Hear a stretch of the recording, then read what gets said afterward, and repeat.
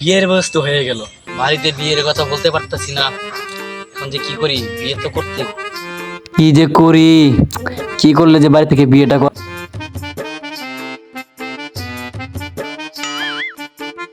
পাইছি একটা।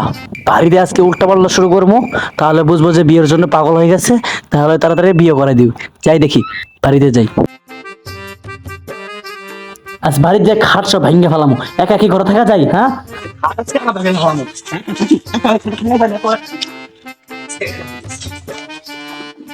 এই তোর কি হইছে? প্রত্যেকদিন যে পুরোটা কি হয় বুঝি না, প্রত্যেকদিন পাগলামি করে। ওই নয়ন আজ তো না বাবা, বলো কি হইছে? ভাইটা আজকে আবার কি হলো?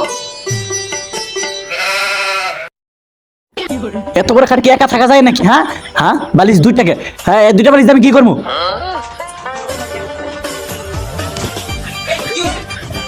তুমি সব কি করতেছস? হ্যাঁ কি হয়েছে মানে? এত করে খাটে কি একা থাকা যায় নাকি?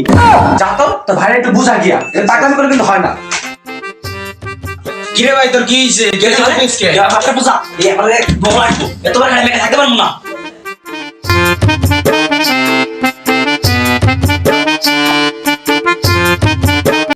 আব্বু চলো, তোমার সাথে কিছু কথা আছে।